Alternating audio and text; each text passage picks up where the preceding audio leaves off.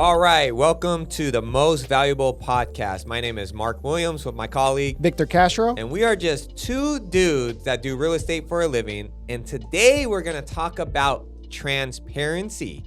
And when we mean by transparency, we're going to talk about transparency as it relates to you, the consumer, and as it relates to us, who are the realtors or real estate agents, and how we are transparent with one another during a real estate transaction. And the reason I want to talk about this, Victor, is recently I got bombarded with a ton of clients, and I'm not complaining. It's always a good thing, right? Being busy is good. But I have 3 active buyers right now, and I am showing a ton of homes, and we are writing a ton of offers. And what I'm starting to notice is there's like 2 types of agents. There's that real estate agent, which I think I fall within, and I don't want to speak for you, but I think we have similar beliefs, who when we're selling a property, our goal is to sell the property, right? And when you're helping a client buy a home, the goal is to help them buy a property. But ultimately, we have the same goal, is to transact on this home, to change the ownership. You're helping the buyer, I'm helping the seller, or vice versa. And I like the thought process of, I like to be transparent in my pricing, meaning I don't like to underprice my home significantly. If the home's worth $1 million, I'm not going to price it for $500K. There's no point.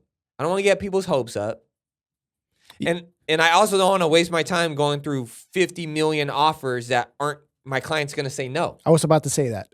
Yeah. Makes no sense. It makes no sense to me. Now, there is some strategy to pricing a home. We do want to get some people that maybe want to stretch their budget. So yeah, pricing it 10, 15% less or something around those numbers, something where it's still obtainable, right? But, in some of these cities, there's this whole thought process of let's lower the price $200,000, $300,000, $400,000 so we can have a busy open house.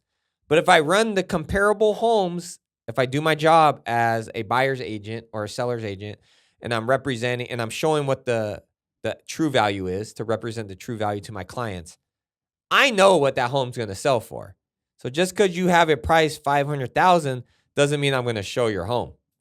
I'm going to tell my client, hey, that home's going to sell for $1 million.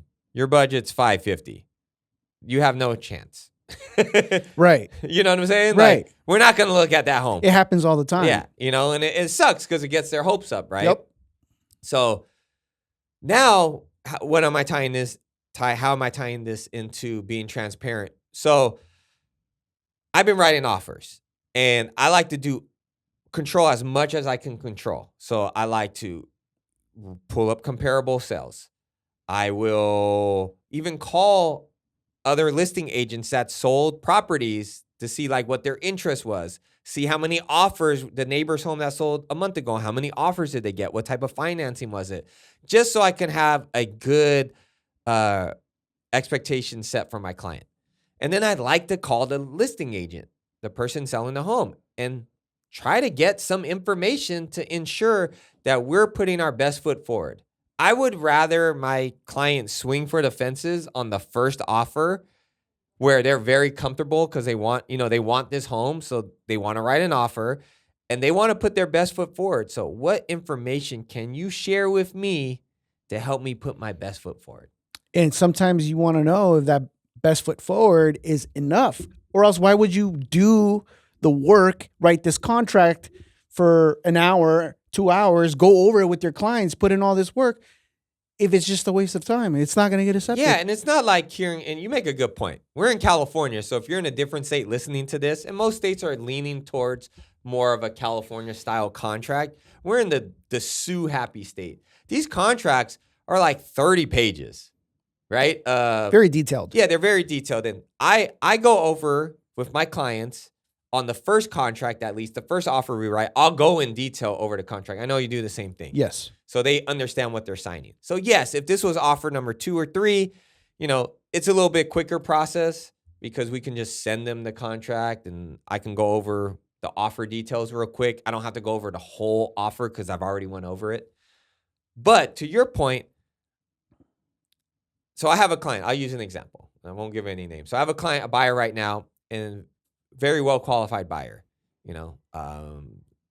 saved up a lot of money, has stocks, like could essentially buy the home cash, what we're looking to do.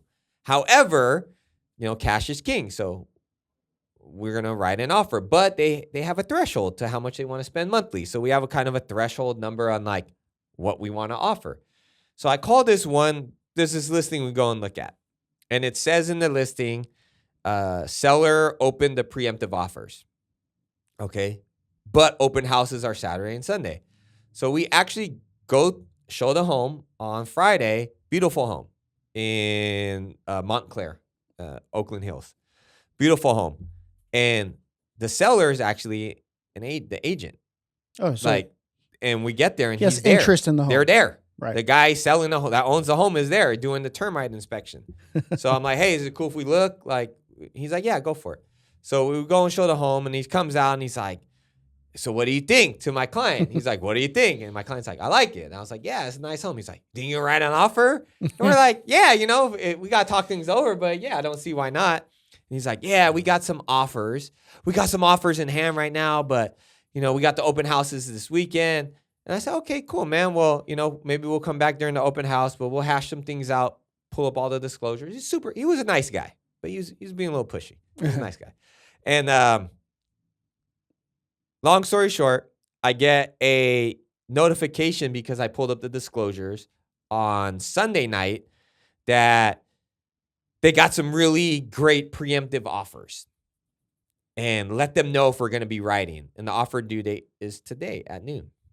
So I run my comps and I'm like, look, this is the two most recent comparable homes, subject A and subject B. I think this home is closer to subject A, which sold for $1,150,000. Subject B sold for $1,200,000. Subject B was a nicer home. And all recent. Based on their inspections and what they did to this home, I think it's going to be 1.1 million to 1.150. That's what I value the home at. You may want to pay more if you value it more, but that's what I value it at. So I call the agent and I try to get some information. And all they told me was, write your highest and best. Hey, Victor. Let me guess. Hey, Victor, I have this client super interested in the home. I actually met you when I showed it. Now, I know you said you got some preemptive offers and you had a good open house. I want to make sure I'm putting my client in the best position to have an opportunity to win. I want them to put their best foot forward to not waste anybody's time. Is there any information you can share with me? Is there any information you can share with me, Victor? I mean, if it's me, obviously we work very differently, but I see your point, Mark. It's frustrating. Not only are you trying to be transparent in the price that you're trying to put forward on the offer, but you're trying to be transparent to your client too. So any information they share with you is going to ultimately help you be transparent with your client. And it's, trust me, I've had it multiple times where they're just not helping.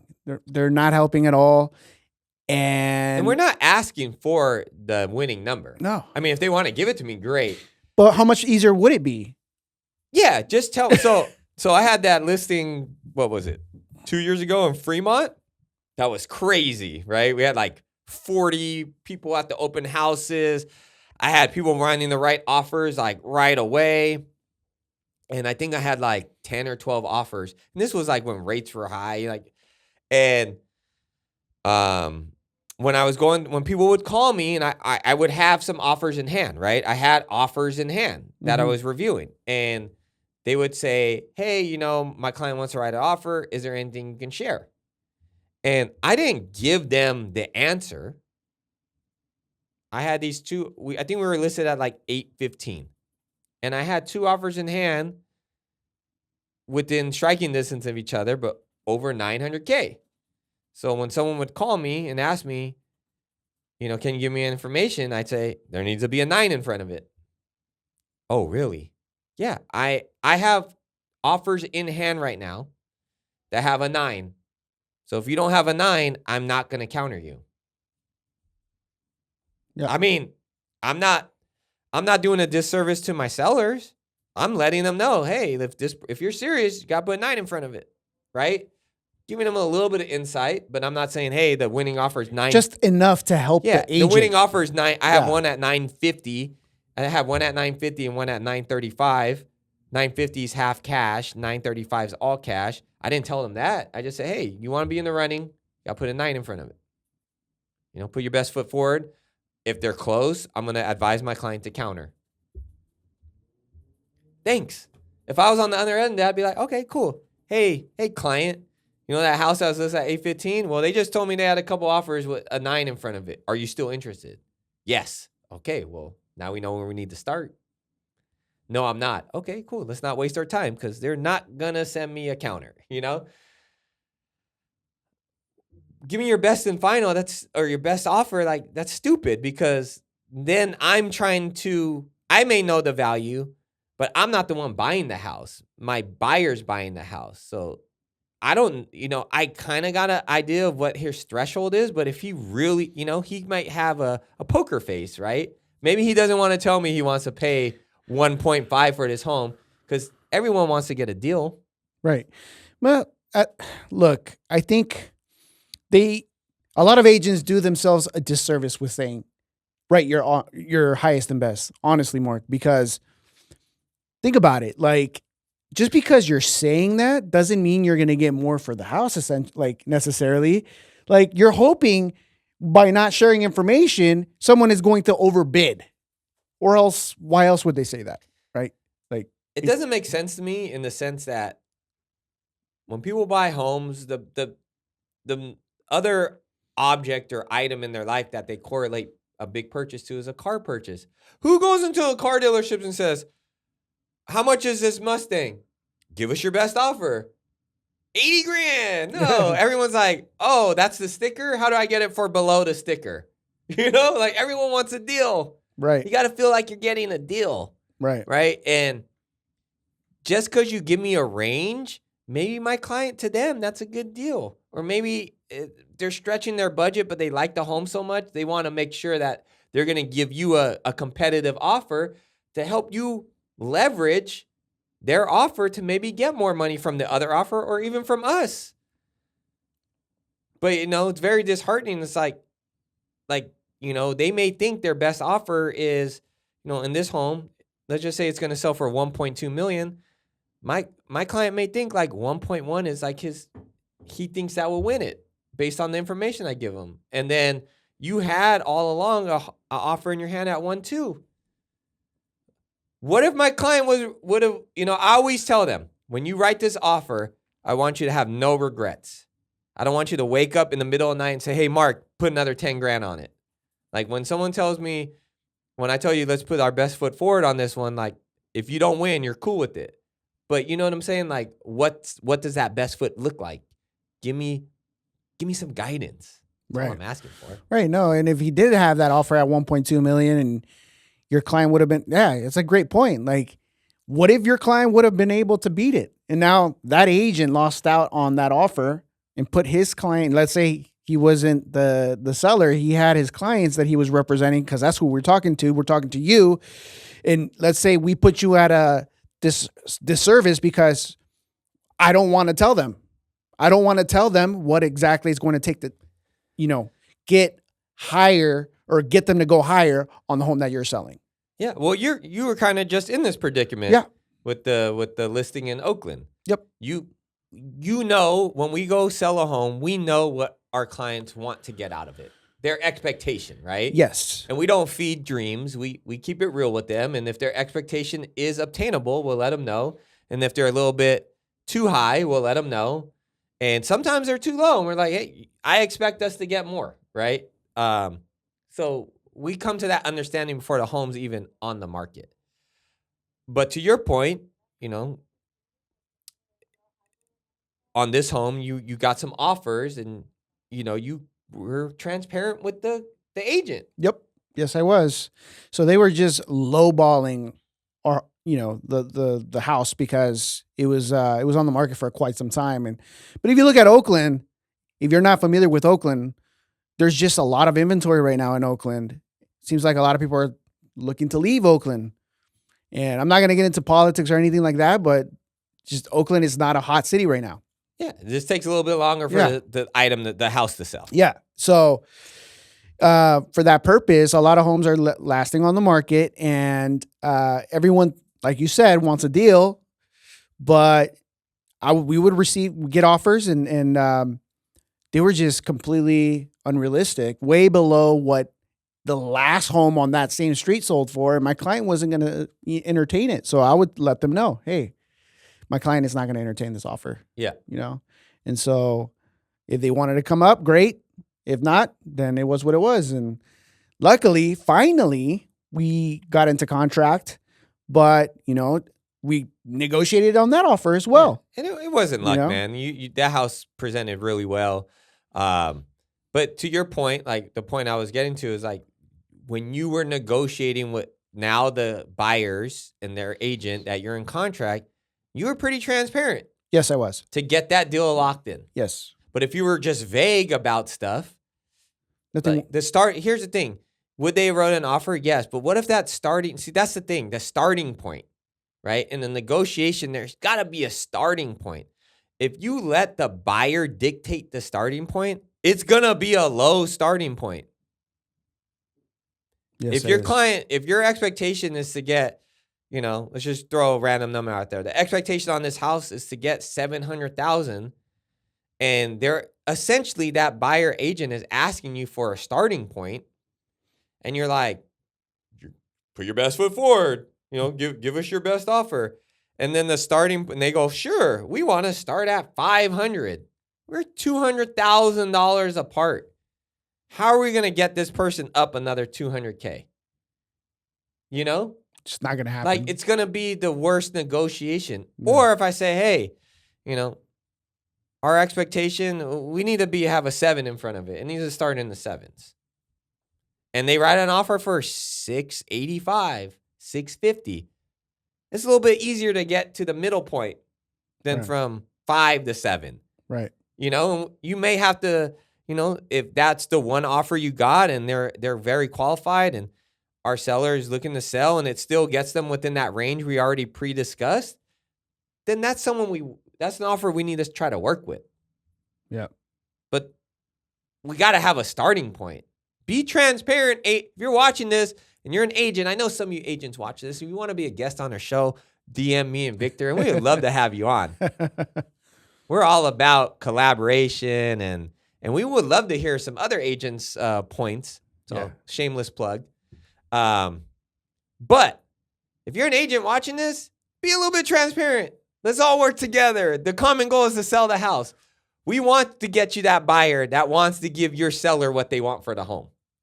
Yeah. I might have that buyer, but I may not. I don't know if that buyer is willing to go to that number if I don't have a starting point. Just be transparent. Yeah. Let's all work together. It makes it for a way better transaction. Absolutely. That's all I ask. And Mark, recently we spoke about the different types of markets and stuff. Well, I mean, this can obviously influence or have a different impact depending on the market, right? Right now it's obviously a buyer's market. Mm-hmm.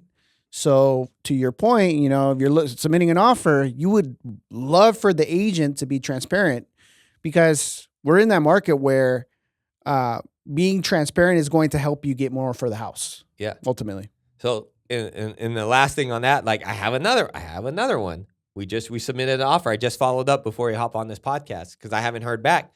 And I ran comps in that neighborhood, and the house has been sitting for a while. To your point, it's been sitting for a while. And the listing agent was there when I showed my clients. My clients really love the home. And they had it listed. Correctly as far as like the price. They had it a little bit below what it should sell for. And we actually offered more than the asking price, but we asked for some money back because it's a buyer's market. But I had talked to this agent. Like this agent, she was cool. I kind of like the hustle. Sometimes I like the hustle. This agent took me aside and was like, so what do you think? Like your client's going to write? And I said, yeah, I think they like it. Like I would love to write on this property. I think it's a good property. And then, she gave me her little sales spill and stuff. And I asked her, I said, okay, where do we need to be at? She's like, just give us your best. And I said, okay. Now, did we offer more than asking? Yes, but we gave what I said, hey, let's try to get a deal. We're trying to get a deal. And I know we might be we're the only offer right now. So hopefully they want to work with us. Yeah. But, we're shooting our shot. I'll put it that way. We're shooting our shot to try to look, we're not like lowballing them. We're definitely within the range of the home, but it's a very buyer favorable offer because I didn't have a starting point. I don't know what your expectations are. I'm going based on the list price, like and the comps. And I'll put it this way. If they get this home for this deal, we're buying it for like 30, 40 grand lower than what's in the market. Wow. That's a great deal. It is. It's a great deal. Because I wrote it. I started the starting point. You get what I'm getting at? Yeah. Like, it should have been like, hey, they're trying to get around this, or they would like to see something around this. Then I could let them know. Doesn't mean we're going to do it, but maybe my clients are a little inclined to go, yeah, add another $5,000 on there. We really love the house. I don't want to negotiate back and forth. I just want to write an offer where they're going to say yes. Yeah. And also it does for a cleaner transaction with paperwork, less paperwork. Mm-hmm. Who wants to write counters and do all that? I'll put it this way. We all go through something called buyer's remorse whenever we buy something. Like I'm in the market right now to upgrade my vehicle, get a bigger car. And like one day I'm like super all about it, and then the next day I'm like, I don't know if I want to spend that much. Yeah. And the same thing happens with houses. We've been in this business long enough where clients do get buyer's remorse. They're super excited. They get in the contract. The lender goes over the numbers that we already went over 1,000,000 times, but reality hits. I don't know if I'm going to be able to do this. Oh, shit. I don't know if I'm going to be able to pay for this, right? We've all done it. Yeah. And we try to do everything we can to prevent that feeling, but it's a natural feeling. I feel that when a client, in my experience, when my clients I know which range they're comfortable writing. And we write an offer within that range, that I feel like they get less of that remorse. Yeah. And the point I'm making is if I started at a lower number and we negotiate, and for whatever reason, my client just really loves a home and they said, okay, whatever, we're going to go to that number that the seller wants. I feel there's more of a chance of my buyer getting cold feet because that wasn't really the number they were comfortable with from the start. Right. But if we're writing an offer, maybe they come up a couple grand, $5,000-$10,000 because they really want the home and the starting point was a little bit closer to the final number. I feel like you got more comfortability like with that offer, if that's a word. You're more comfortable with that. You get what I'm getting at? No, yeah. No, absolutely. But like there's less regret. There's right? definitely less regret. But ultimately, man, I've heard you speak to your clients. I mean, you pick up calls all the time when I'm on the office and I'm listening, and you're like, you just prepare them for the worst. Yeah. And that's us as an agent. That's what we need to do is prepare our clients for the worst, because ultimately, if you like that house, if you're willing to go up, you're going to go up. If you like it enough. If you don't like it enough, then you're just not going to want to go up. And I think that's a great segue, Victor, to the next part of this transparency topic is being transparent to you, to potential buyers and potential sellers, to our potential clients. And as agents, like being comfortable being transparent, not only with what we offer, what we charge, what services we provide, the process in general, right? I feel like the more insight we can give clients, the more value they will see of using a real estate agent. And I'm going to correct you on something. And I'm going to make this for moving forward, I'm not going to say or ever use the word using me or using you. If someone wants to use us, right, quote unquote, it's because they see the value of working in us. So don't use hire us. Hire us. Yes. If someone ever works with us is because they see the value in working with us. Yes, and they are. And thanks for correcting me. Yeah. That being transparent to have clients be comfortable hiring us as real estate professionals Yes. to guide them in one of the biggest transactions of their lives. Mm-hmm. And I know we didn't really get too much into like all that NAR settlement and stuff. When I take a step back, it sounds like there was a lack of transparency that snowballed and caused this crazy lawsuit. Yes, You know? absolutely. Yes. So, like, Victor, what are some items, or I don't want to say items, what are some things you pride yourself on with your clients when it comes to being transparent with them? Just like you just mentioned when we first made the introduction to the new segue, is explaining everything, really, from head to toe, from start to finish, the process, the systems that we use, the plan that we're going to implement to help our clients win, whether they're selling or buying. And being like, I'm just so transparent in the way of communicating with my clients. I'll literally take screenshots of what I said to the agent and send them to them because I want them to see, hey, this is the actual conversation that I'm having with the listing agent. Mm-hmm. Nothing is getting held behind your back. Like that's how transparent I am. Yeah. And so like everything really just from explaining everything thoroughly as best you can. Yeah. Yeah. I mean, that's good, man. I mean, like you mentioned, we work together. We're next to each other in the office. We bounce ideas. We bounce, helping our clients out together and stuff like that. Like what worked for you, what didn't, whatnot. So yeah, I definitely know you're transparent. Victor will tell it to you like it is. Yeah, even if look, Victor will tell it to you like it is. He will not sugarcoat. And that, you know what? I appreciate that. And that's what I like about, I think that's why we work very well together, Victor, because we're the same way. Look, we're professional. We're not going to sit here and cuss you out. We may cuss you out in our head. We're not going to, and you may cuss us out, but you know what? We want that feedback. If we're doing something that you don't like, I want that constructive criticism because I want to make sure, one, I correct it, I make it better, and then I learn from it, your experience is going to make me a better agent for the next person. Mm-hmm. And we're cool with that. Yeah. Like you got to be able to take constructive criticism because no one is perfect and our system is not perfect. We're not the perfect agent for every single potential buyer or seller out there. Yeah. You might not be looking for value. You might just be looking for cheap, right? And use Redfin. Yeah. Right? You might not be looking to someone that's going to keep it real with you and let you know that you're crazy, that your home is not worth $1 million more than what you think it's worth. Hey, I just caught something. You just said use Redfin. In that case, you can use them. Yeah, you're using Redfin. You use them. You hire us. You hire. Okay, you hire us. If you're working with us, you are hiring us because you know that we're the right agent for you. Yeah, for sure. So it's cool. I think transparency, and then transparency with the lenders, right?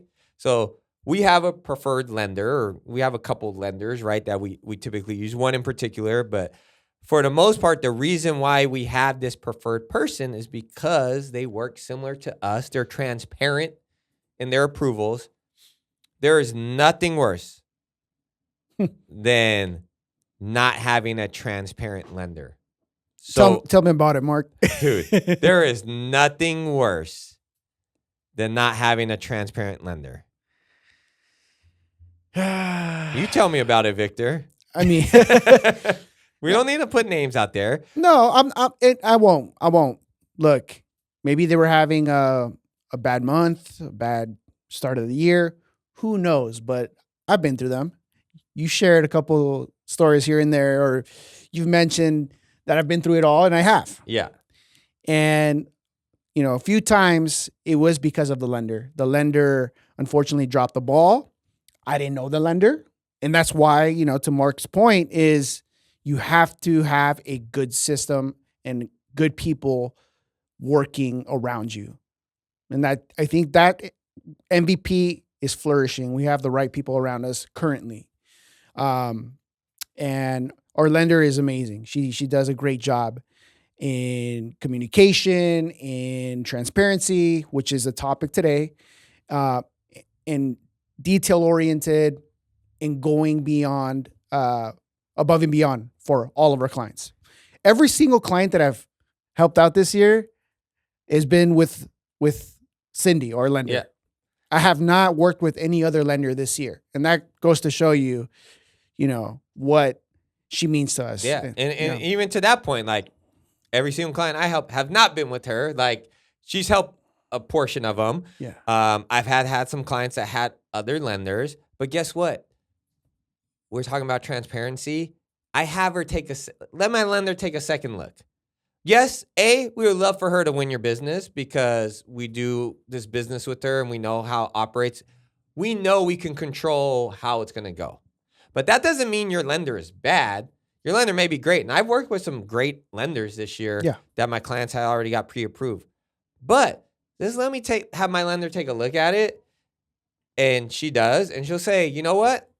I can't beat this, or I'm going to be the same. If you're really more comfortable using this person, then absolutely, by all means, I'll be here just in case. And that's how many people do that.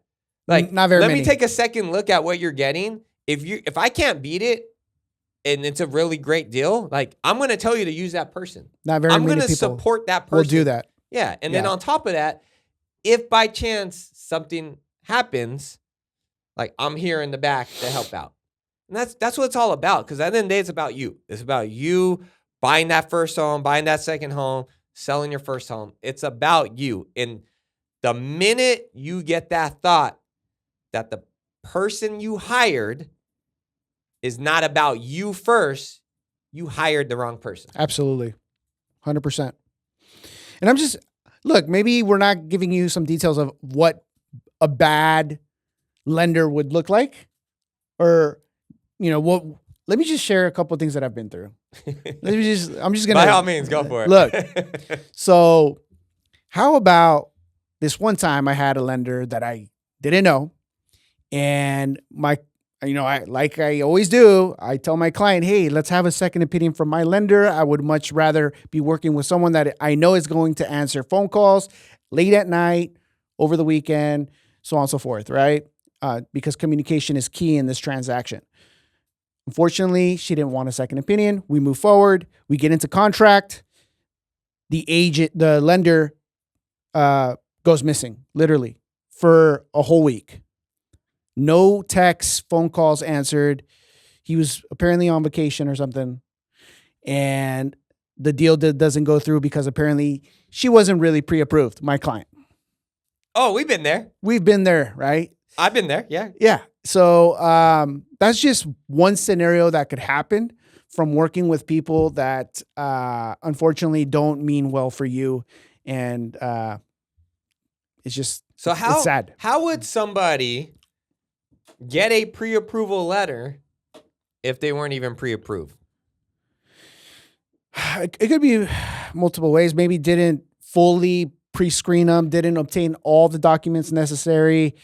So what's the difference? So let me ask this question for you, Victor, and let's ask this good, because we can use this question as a clip. Yeah. Yeah. Victor, what is the difference between a pre-qualification and a pre-approval? Great question. A pre-qualification means when you're verbally approved to buy something, but you haven't submitted any documentation through an underwriting process, or that's what they call the desktop underwriting process. And the lender runs your credit, does a verification of employment to make sure that you make as much as you say you make, your credit is what you say it is, and your debt isn't crazy and you can actually afford this payment. That is the difference between a pre-qualification and a pre-approval. Pre-approval, they're gonna collect every single document as far as your pay stubs, your tax returns. They're gonna run your credit, and they're gonna make sure that your finances are intact. So Good. Great answer. Yeah. So from what I got for that, pre-qualification or pre-qual is if everyone went on Rocket Mortgage right now, right? Quicken Loans, and they have quick application. See how much you're approved for, and you type that stuff in, that's a pre-qualification. No one verified anything. It's all stated. Based on what you're telling me, this is what you're pre-qualified for. A pre-approval is, okay, you told me this stuff. Now prove it. Pre-approval. Now prove it. Prove it to me. Send me these documents. I need this. I need that. I need that statement. I'm going to contact your employer, get a verification of employment. They're going to verify what you're saying. And then they run it, what you said, through a desktop underwriting, DU approval. And that essentially equation gives them the number of what you're approved for or not approved for. Okay? Correct. So that's pre-approval. There's one more step above pre-approval, pre-underwritten. Now you go through all those steps, and now the physical underwriter confirms everything. And when you're pre-underwritten, essentially, if you get pre-underwritten for a certain amount, really all you got to do is find the property. And as long as the property checks out and nothing changes, you already know you're good to go. Right. Right? Pre-underwritten, yes, it all depends. Like, do you need that? No. But the lender we work with, once she gets the pre-approval, she starts the pre-underwritten process. So by the time you find that house, it's a couple updated documents and an appraisal, And you're rocking and rolling, right? Yeah. So great answer, Victor. Great answer. So you know what? Transparency is key. In anything. I think in anything in life, not just in real estate. Yeah. Absolutely, man. But man, I think that's a good topic, man. I don't really have much more to say. I got that off my chest. I was bitching about that a couple of days ago, but anything you want to add before we get out of here? You know, it just goes to show you who you really are as a person. Transparency. Like, if you know someone that is constantly making up stories about who knows what, that's probably how they would function as an agent. Yeah. You know what, Victor? I couldn't say it better myself. Well, with that, we want to thank you guys for joining us on this episode of the Most Valuable Podcast. We are streaming on all your favorite platforms, and you can look at our pretty faces on YouTube every Thursday, 9 a.m. They drop on all platforms and on YouTube. And with that, we look forward to winning with you.